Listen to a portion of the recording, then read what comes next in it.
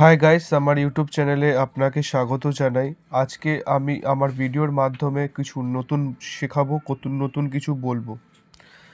তো আজকে যে ভিডিওটির আপডেটটি থাকবে সেটি হলো মিস্ট্রি অফ নাজকা লাইন্স। মরুভূমির মাঝে শয়ে শয়ে জ্যামিতিক নকশা, বিশাল অজানা প্রাণীর ছবি। কারা বানালো, কেনই বা? উত্তর মেলেনি আজও।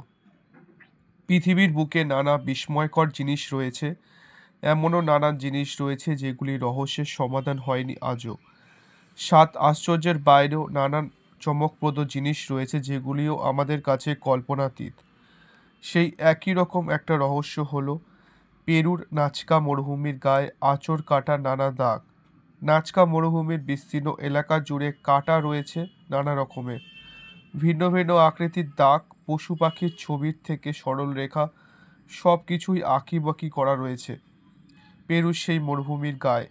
এটি আবিষ্কৃত হয় 1927 সালে দক্ষিণ আমেরিকার পেরুর রাজধানী লিমা থেকে প্রায় 400 কিলোমিটারের দক্ষিণে অবস্থিত নাজকা মরুভূমি।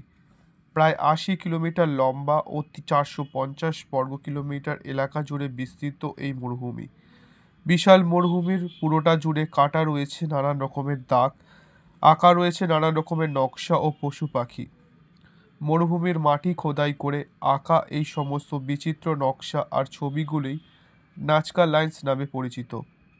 প্রত্নতত্ত্ববিদেরা অনুমান করেছেন যীশুখ্রিস্টের জন্মের আগে 500 বছর সময় থেকে যিশুর জন্মের পরের 500 বছর সময়কাল জুড়ে এই লাইনগুলি আঁকা রয়েছে, অর্থাৎ এগুলি অন্তত 2000 বছর আগের আঁকা রয়েছে। এতদিন আগে আঁকা হওয়ার পরেও এবং খোলা আকাশের নিচে বিভিন্ন প্রাকৃতিক দুর্যোগ পেরিয়ে এসেও সেই ভূচিত্রগুলি এখনও প্রায় নিখুঁত অবস্থাতেই রয়েছে। এই ক্ষেত্রে নাজকা মরুভূমির অতিরিক্ত শুষ্ক জলবায়ু এবং বৃষ্টিপাতের অভাবেরও ভূমিকা রয়েছে। নাজকা মরুভূমির বিশাল এলাকা জুড়ে মাটির উপর খোদাই করা হয়েছে বিভিন্ন রকম ছবি ও নকশা। পশু পাখির ছবি ছাড়াও রয়েছে সরলরেখা ও জ্যামিতিক নকশা। অঙ্কিত এই ভূচিত্রগুলি এতটাই বিশাল যে আকাশ থেকে না দেখলে এদের অবয়ব বোঝা যায় না। বাণিজ্যিক উড়ান চালু হওয়ার পর এই ভূচিত্র অধিকাংশ মানুষের নজরে এসেছে, কারণ একটা নির্দিষ্ট উচ্চতা ছাড়া এর অবয়ব বোঝা সম্ভব নয়। মরুভূমির মধ্যে দাঁড়িয়ে দেখলে আদতে যে তার গায়ে এত রহস্যময় আঁকিঝুঁকি কাটা রয়েছে তা বোঝা যায় না। অঙ্কিত এই ভূচিত্রগুলি দুভাগে ভাগ করা হয়েছে, একটি হলো জিওগ্লিফ এবং একটি হলো বায়োমর্ফ। বায়োমর্ফ বলতে বোঝায় যে জীবজগৎ অর্থাৎ পশু পাখি বা গাছপালার ছবি।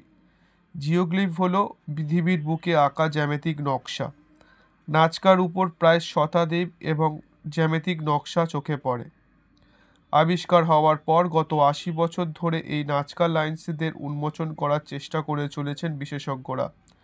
1994 সালে নাজকাকে ওয়ার্ল্ড হেরিটেজ সাইটের মর্যাদা দিয়েছে ইউনেস্কো। কিন্তু এই বিস্তীর্ণ অঞ্চল জুড়ে কারা এঁকেছিল এবং এই সব বিচিত্র ছবিগুলি, এগুলি আঁকার কারণটাই বা কী, এখনও পর্যন্ত জানা সম্ভব হয়নি।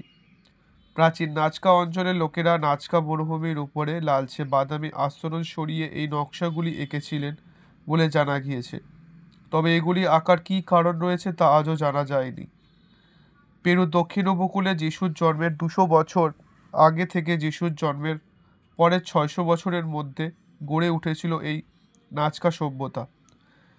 মৃৎপাত্র ও পোশাক সেই সভ্যতার অন্যতম আকর্ষণীয় নিদর্শন ছিল। সেখানকার বাসিন্দারাই এই জিওগ্লিফগুলি এঁকেছিলেন বলে মনে করেছেন গবেষকরা। বিজ্ঞানীদের একাংশের মতে এই জায়গায় আসার আগে নাজকারা যেসব প্রাণী দেখেছিলেন সেগুলি এইভাবেই এঁকেছিলেন। কিছু চিত্র কাল্পনিক বলেও মত অনেক বিজ্ঞানীর। পেরুর পুরাতত্ত্ববিদ তরেবিও মেজিয়া ঝেপসে 1926-এ নাজকা দিয়ে প্রথম ধারাবাহিক গবেষণা শুরু করেন। এরপর 1940 সালে মার্কিন অধ্যাপক পল কোসক নাজকা লাইন্সকে পৃথিবীর সবচেয়ে বড় জ্যোতির্বিদ্যার বই বলে আখ্যা দেন। কোসোকোর পর জার্মানির মারিয়া রিচি প্রায় 40 বছর ধরে নাজকা লাইন্স নিয়ে গবেষণা করেছেন। নাজকা লাইন্সের কাছে ছোট্ট বাড়ি বানিয়ে থাকতেন তিনি। নাজকা নিয়ে গবেষণার জন্য তাকে লেডি অফ লাইন্স বলেও ডাকা হতো। কিন্তু কোনো গবেষকই এই সকল ভূচিত্রীয় আঁকার সঠিক কারণ খুঁজে বার করতে পারেননি। তারই সঙ্গে নাজকার বহু রহস্যেরও কুল কিনারা করা যায়নি। নাজকার জানতে না পারা বিষয়গুলির মধ্যে প্রথমেই রয়েছে প্রাকৃতিক দুর্যোগের মোকাবিলা করেও কিভাবে অক্ষত রয়েছে এই সকল নকশা। দ্বিতীয়ত, কিভাবে এই বিশাল অঞ্চল জুড়ে এত কিছু আঁকা সম্ভব হয়েছিল। কি করে জিওগ্লিফের এই লাইনগুলি করা হয়েছিল সেই বিষয়ে যুক্তিগ্রাহ্য উত্তর এখনও মেলেনি। যে কটি মতবাদ প্রচলিত হয়েছে তা নিয়ে বিজ্ঞানীদের মধ্যেও মতভেদ রয়েছে। নাজকা লাইন্সের এই অঞ্চলে প্রায় 800টি সরলরেখা, 300টি জ্যামিতিক নকশা ও 70টি প্রাণী ও উদ্ভিদের ছবি এখনও অবধি আবিষ্কৃত হয়েছে। কিছু কিছু সরলরেখা প্রায় 49 কিলোমিটার পর্যন্ত লম্বা। সরলরেখার পাশাপাশি ত্রিভুজ, চতুর্ভুজ, সামান্তরিক সহ বিভিন্ন জ্যামিতিক নকশাও নাজকার মরুভূমিতে খোদাই করা হয়েছে। রয়েছে বিড়াল, মাকড়সা, হনুমান, হামিংবার্ড, হাঙর, সরীসৃপ জাতীয় প্রাণীর ছবি। বিশ্বের নানা প্রান্ত থেকে পর্যটকরা এই অদ্ভুত নিদর্শন দেখার জন্য পেরুর নাজকা মরুভূমিতে আসেন। নাজকায় প্রচুর পাখির নকশার সন্ধানও মিলেছে। বিশাল আকার প্রায় 16টি নকশায় পাখিগুলির ঠোঁট, ডানা ও লেজ আঁকা রয়েছে, যেগুলি শরীরের তুলনায় অনেক বড়। এ নেপথ্যে কোনো বিশেষ কারণ রয়েছে কিনা তা জানতে পারা এখনও যায়নি।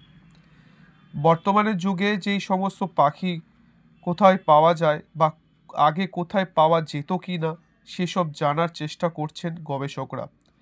এই সকল নকশার মধ্যে দিয়ে নাজকাররা কোনো বার্তা দিতে চেয়েছিলেন কি না তাও জানার চেষ্টা করছে তারা, কিন্তু এখনও অবধি সেই রকম কোনো তথ্যই সামনে আসেনি। নাজকার জিওগ্লিফগুলির সঙ্গে জ্যোতির্বিজ্ঞানের কোনো রীতির যোগসূত্র থাকতে পারে বলে মনে করেন গবেষকরা। নাজকা লাইন্স এখন এতটাই রহস্যময় যে ভিনগ্রহীদের মানুষ জড়িয়ে ফেলছেন এই জিওগ্লিফের সঙ্গে। কেউ কেউ মনে করেন ভিনগ্রহীরাই পৃথিবীর বুকে নেমে এসে এই সকল ভূচিত্র এঁকে দিয়েছেন। গবেষকরা এখনও এর নেপথ্যে রহস্যের জানার জন্য গবেষণা চালিয়ে যাচ্ছেন। এই রহস্য উন্মোচিত হলেই বহু গোপন সত্য সামনে আসবে বলে মনে করা হচ্ছে। আজকের মতো ভিডিওটি এখানে। ভিডিওটি ভালো লাগলে অবশ্যই লাইক করবেন। ভিডিওটি ভালো লাগলে অবশ্যই সাবস্ক্রাইব করবেন আমাদের চ্যানেলটিকে। এরকম ভিডিও প্রত্যেক দিন আপনাদের জন্য নিয়ে আসতে চলেছি।